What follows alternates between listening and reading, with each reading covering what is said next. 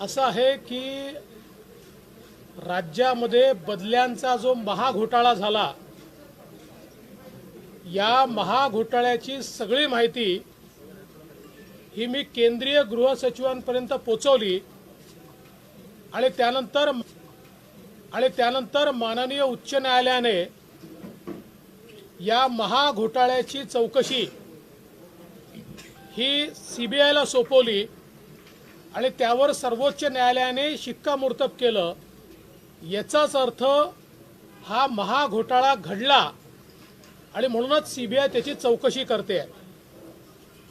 महाघोटाळा का घडला याची चौकशी हे सरकार याकरता करू शकत नाही, कारण महाघोटाळ्याचा रिपोर्ट 6 महिने या सरकारने दाबून ठेवला आणि मी जर तो बाहेर काढला नसता तर कोट्यवधी रुपयाचा महाघोटाळा हा त्या ठिकाणी दबून गेला असता। खरं म्हणजे मी कालही माझ्या पत्रकार परिषदेत सांगितलं की मला पोलिसांनी प्रश्नावली पाठवली होती। मी त्यांना पत्रही दिलं होतं की या प्रश्नावलीचं मी उत्तर देणार आहे। मात्र काल त्यांनी मला हजर राहण्याच्या संदर्भातली नोटीस पाठवली। माझ्या देखील हे लक्षात आलं की हजर राहण्यासंदर्भातली अचानक नोटीस येण्याचं कारण सभागृहामध्ये जे विषय मी मांडतोय, मग या सरकारच्या मंत्र्यांचं दाऊद सोबत कनेक्शन असेल किंवा हे सरकार विरोधी पक्षासोबत कसं षडयंत्र करताय या संदर्भातले विषय असतील आणि म्हणून अचानक अशा प्रकारची नोटीस उपस्थित राहण्याची मला देण्यात आली। मी त्या नोटीसच्या संदर्भात कालच घोषित केलं की हो मी जाणार आहे। मग सरकारतर्फे पोलिसांतर्फे मला विनंती करण्यात आली की आम्हीच आपल्याकडे चौकशी करता आणि माहिती घेण्याकरता आमचा स्टाफ पाठवतो।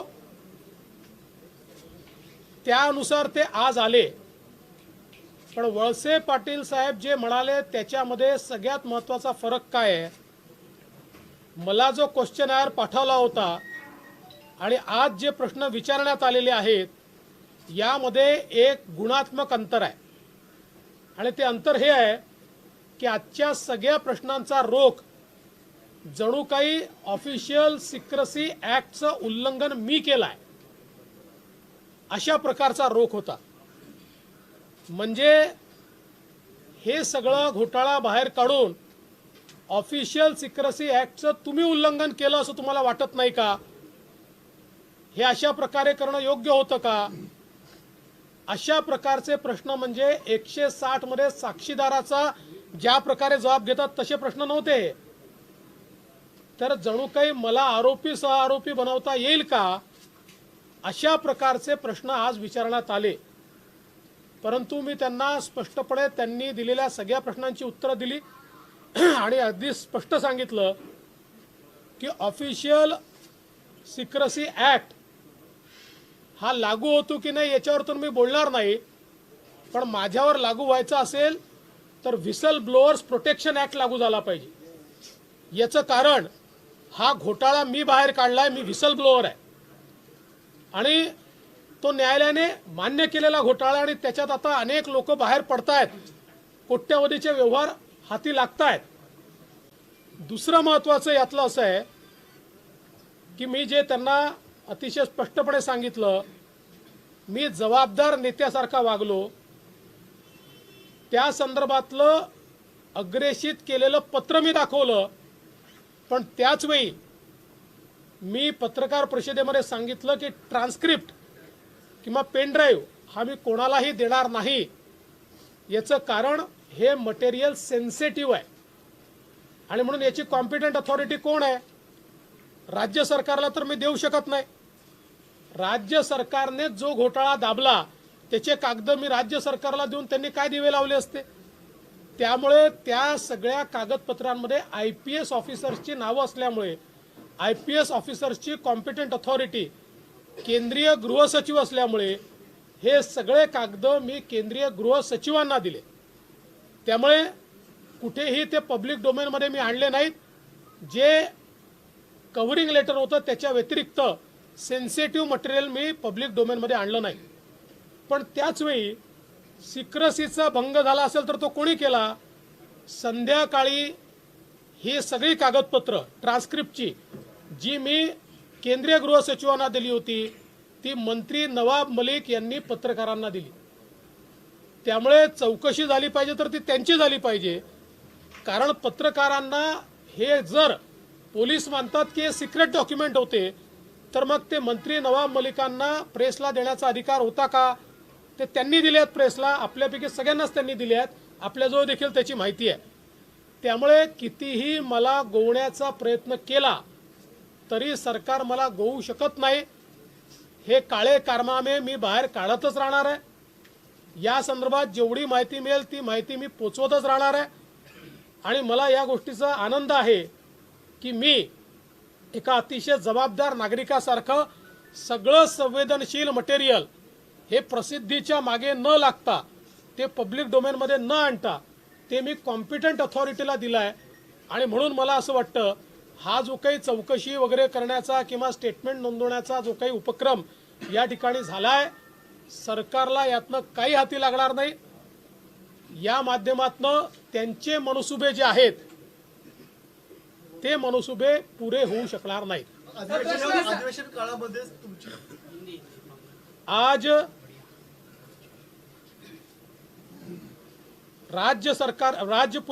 मुंबई पुलिस की ओर से एक टीम मेरे पास आई थी.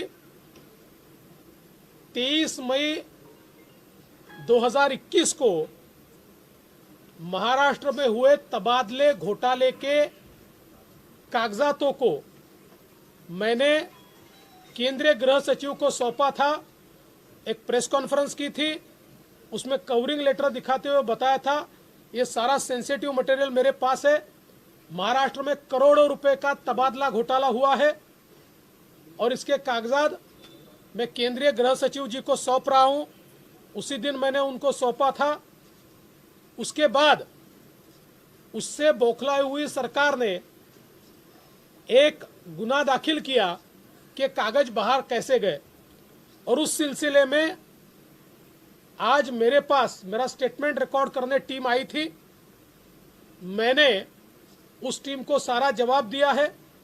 इससे पहले उन्होंने मुझे एक क्वेश्चनायर भेजा था, लेकिन आज जो टीम आई थी उसने उस क्वेश्चनायर की जगह, जो क्वेश्चनायर बिल्कुल एक साक्षी की तरह था, उसकी जगह एक ऐसे क्वेश्चनायर को लेकर वो आए थे कि जिसमें उनका मंसूबा मानो मैंने ही ऑफिशियल सीक्रेट एक्ट का उल्लंघन किया हो और मैं ही आरोपी हूं, इस प्रकार के सवाल मुझसे पूछे गए. लेकिन मैंने सारे सवालों का जवाब दिया है और मैंने उनको साफ बताया है कि मैंने कागजात ये प्रेस को नहीं दिए हैं, मैंने प्रेस में अनाउंस करके कॉम्पिटेंट अथॉरिटी को दिए हैं. राज्य सरकार के पास 6 महीने तक घोटाले के रिपोर्ट था, उसको दबाकर राज्य सरकार बैठी थी. मैंने उस रिपोर्ट को बाहर निकाला, तो बाहर निकलने के बाद मैं उसको राज्य सरकार को तो सौंप नहीं सकता था क्योंकि वही घोटालेबाज थे. इसलिए और चूंकि उसमें आईपीएस अधिकारियों के नाम थे और आईपीएस अधिकारियों की कॉम्पिटेंट अथॉरिटी ये केंद्रीय गृह सचिव है, इसलिए मैंने सारी चीजें केंद्रीय गृह सचिव को सौंपी. और इसलिए इसमें ऑफिशियल सीक्रेट एक्ट का संबंध ही नहीं आता. उल्टा मैं तो विपक्ष का नेता हूं, मुझे तो प्रोटेक्शन है ही. बावजूद उससे एक सामान्य नागरिक के तौर पर भी विसल ब्लोअर्स प्रोटेक्शन एक्ट के तहत मैं विसल ब्लोअर हूं. मैंने विसल ब्लो की है इस घोटाले के ऊपर जिसमें करोड़ों रुपए तबादले के लिए लिए गए. और मैंने उनको ये भी कहा कि अगर सरकार को या पुलिस को ऐसा लगता है कि कोई सीक्रेट डॉक्यूमेंट बाहर गए हैं तो उन्होंने कार्रवाई मंत्री नवाब मलिक पर करनी चाहिए, क्योंकि ट्रांसक्रिप्ट्स जो मैंने केंद्रीय गृह सचिव को सौंपी थी उनको पत्रकारों को उसी दिन देने वाले मंत्री नवाब मलिक थे और उनके साथ एक और 2 मंत्री थे. इसलिए मैंने बहुत स्पष्ट शब्दों में सारी चीजों का जवाब दिया है. मुझे ये लगता है कि जिस प्रकार की बातें मैं लगातार सदन में उठा रहा हूं, जिस प्रकार से सरकार के मंत्री की दाऊद के गुर्गों के साथ हिस्सेदारी मैंने दिखाई, जिस प्रकार से सरकार के विपक्ष को केसेस में फंसाने के षड्यंत्र को मैंने ध्वस्त किया, इससे बौखलाई हुई सरकार ये मानती है कि इस प्रकार का नोटिस देकर मुझे दबाव में वो ला सकेगी। मैं तो जनता का काम कर रहा हूं, मैं तो भ्रष्टाचार को बाहर निकाल रहा हूं, मैं किसी भी दबाव में आने वाला नहीं हूं। मैं ये काम करता ही रहूंगा, ये काम जारी रहेगा। प्रश्नावली बदलण्यात आलेली आहे, ही प्रश्नावली बदलण्यात आली असं का तुम्हाला वाटतं का? कारण का जेव्हा तुम्ही प्रश्न विधान परिषदेमध्ये विधानसभेमध्ये जे काही तुम्ही मांडलं त्यानंतर प्रश्नावली बदलली काही? माझ्याकडे त्यांनी पाठवलेली प्रश्नावली आहे आणि आज जी प्रश्नावली आली ती ऑफिशियली मला देण्यात आलेली आहे। या दोन्हीमध्ये भरपूर अंतर आहे आणि आता या प्रश्नावलीचा जो रुख आहे तो जणू काही मीच ऑफिशियल सिक्रेट ऍक्टचं उल्लंघन केलं आणि म्हणून मीच त्याचा आरोपी आहे, अशा प्रकारची प्रश्नावली आज होती। सर, राज्य गुप्त वार्ता विभागाचा जो अहवाल तुमच्याकडे आला, जो पेन ड्राईव्ह तुमच्याकडे आला, तो पेन ड्राईव्ह कुठून आला हे सांगितलं पाहिजे। त्याचं प्रिव्हिलेज विरोधी पक्षनेते म्हणून तुम्हाला नाही, ते फक्त राष्ट्रपतींना आहे असं गृहमंत्री दिलीप वळसे पाटील म्हणाले। ते गृहमंत्र्यांनी काही सांगितलं तरी माझे प्रिव्हिलेज काय ते मला माहिती आहे। तथापि मी कालच घोषित केलं होतं की मी प्रिव्हिलेज वापरणार नाही, त्यामुळे मी प्रिव्हिलेज न वापरता योग्य उत्तरं दिलेली आहेत। या सगळ्या संपूर्ण प्रकरणाची तुम्ही सांगता की केंद्रीय यंत्रणांकडे तुम्ही कागदपत्र सादर केली, आता प्रश्न परत उपस्थित राहतो की कारवाई मग कोण करणार? तुम्ही सांगता केंद्रीय यंत्रणांना हायकोर्टानेच कारवाई करायला सांगितलंय, त्याप्रमाणे सीबीआय कारवाई करताय। अनेक लोकांची चौकशी चाललेली आहे, अनेक पोलीस अधिकारी रोज तिथे जात आहेत, त्यांचं बयान होत आहे, काही लोक माफीचे साक्षीदार देखील झालेले आहेत, त्याच्यामुळे त्यांनीही कुठे व्यवहार झाला हे देखील सांगितलेलं आहे। ही सगळी चौकशी सीबीआय चाललेली आहे। सर, ही सगळी कारवाई राष्ट्रीय अभिनंदनाच्या कारवाई आहे का असं तुम्हाला वाटतं? कारण ज्या पद्धतीने निकाल हाती आले त्यानंतर मला वाटण्याचा विषय काय हे महाराष्ट्रातल्या जनतेला दिसत आहे की राजकीय अभिनिवेशातनच कारवाई चाललेली आहे। गृहमंत्री अजित पवार असं म्हणतात की आम्ही देवेंद्र फडणवीसांची आरोपी म्हणून चौकशी करत नाहीये, तर त्यांच्याकडे नेमका हा डाटा कसा आला, त्यांचा सोर्स ऑफ इन्फॉर्मेशन कोण आहे, ही माहिती घेण्यासाठी आम्ही त्याचा जबाब घेतो। माझा त्यांना एवढंच आव्हान आहे की वेळ राहता जर तुम्हीच या कांडाची चौकशी केली असती, तुम्ही जर या घोटाळ्याची चौकशी केली असती, 6 महिने सरकार त्याच्यावर बसून होतं, कारण सरकार या ट्रान्सफर कांडमध्ये लिप्त होतं। आता ते बाहेर येत आहे, त्यामुळे त्याची चौकशी सोडून आमचे कांड बाहेर का आले याची चौकशी करणं, यावरच हे लक्षात येत आहे की आमचे कांड कोणी बाहेर काढू नये, आमचे घोटाळे कोणी बाहेर काढू नये, याकरता हा दबाव चाललेला आहे। नोटीस जी आहे ती आता हे कुणी देऊ नये, म्हणजे कुठल्याच पक्षाने किंवा या गोष्टी करू नये, जे आहे ते याच्यामध्ये मुद्दे भरकटत आहेत, मूळ विषय बाजूला राहतोय। आणि मेन तुम्हाला नोटीस दिली त्यांना कल्पना सुद्धा नाही, नाही म्हणजे राज्याचे डेप्युटी सीएमला अजित दादा काय म्हणाले मी ते ऐकलं नाही, पण एक गोष्ट निश्चित आहे की ज्याचा लोकशाहीवर विश्वास आहे अशा प्रत्येक व्यक्तीला मनातनं तरी हे नक्कीच वाटेल की अशा प्रकारची नोटीस देणं हे चुकीचं आहे। विधिमंडळ अधिवेशन सुरू असताना समाधान झालं आहे का की त्यांनी पुन्हा चौकशीसाठी तुम्हाला बोलवू किंवा येऊ असं काही सांगितलेलं? आज मला पुन्हा येईन असं त्यांनी सांगितलेलं नाही।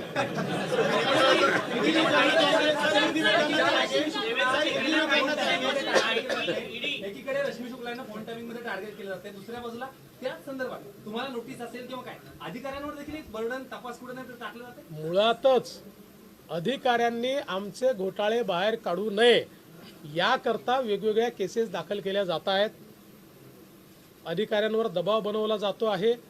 पण मला असं वाटतं त्यांनी किती दबाव बनवला तरी शेवटी अधिकाऱ्यांना ही माहिती आहे की एक दिवस जेव्हा हे उघडकीस येतं त्यावेळी कोणी कोणी या गोष्टी दाबून ठेवल्या होत्या त्या बाहेर येतात आणि मग तपास यंत्रणांसमोर अधिकाऱ्यांनाही जावं लागतं। त्यामुळे अधिकारी या संदर्भात योग्य आणि कायदेशीर कारवाई करतील अशी माझी अपेक्षा आहे।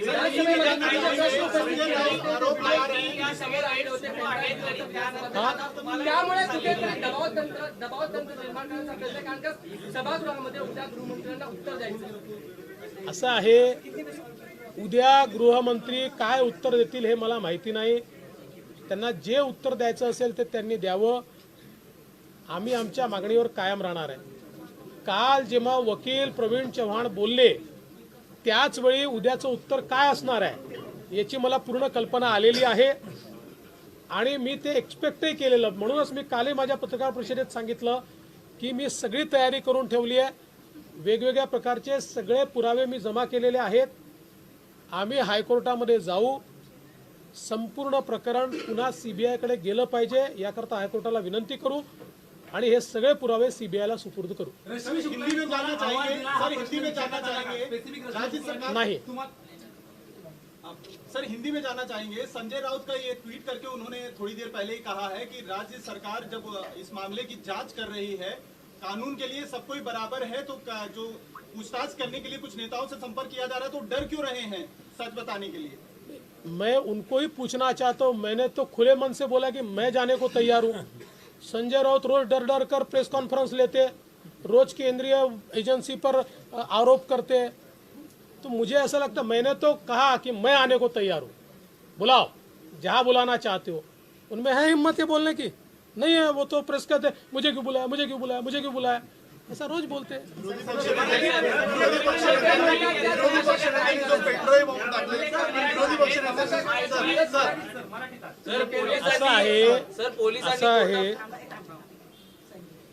असं आहे की संजय राऊत जे म्हणाले त्यांना मी सांगू इच्छितो, मला नोटीस आल्यावर मी प्रेस कॉन्फरन्स घेऊन घोषित केलं की हो, प्रिव्हिलेज असलं तरी ते प्रिव्हिलेज न वापरता मी त्या ठिकाणी जाणार आहे. मला तर सरकारने विनंती केली की तुम्ही येऊ नका, पोलिसांनी विनंती केली की आम्ही पाठवतो, त्यामुळे आम्ही घाबरत नाही. पण माझा सवाल आहे, संजय राऊतांना जर अशा प्रकारची परिस्थिती आली ते का घाबरतात? ते का एजन्सीजवर आरोप करतात? ते का रोज प्रेस कॉन्फरन्स घेऊन सांगतात मला का बोलवता, मला का बोलवता, मला का बोलवता, असं ते का म्हणतात? याचं उत्तर त्यांनी दिलं पाहिजे. सर, आदित्य ठाकरे असं म्हणतात की भाजप नेते फक्त बोलतात, आम्ही कुठल्याही पद्धतीची सूडबुद्धीनं कारवाई करत नाही, आम्ही न्यायव्यवस्थेवर विश्वास ठेवलाय. हे कोणी लिहून दिलं असेल त्यांना मला माहिती नाही. थोडी सुधारणा केली तर अधिक चांगलं. विरोधी पक्षनेत्यांनी जो पेनड्राईव्ह बॉम्ब टाकलेला आहे त्यामुळे महाविकास आघाडी सरकार घाबरले का?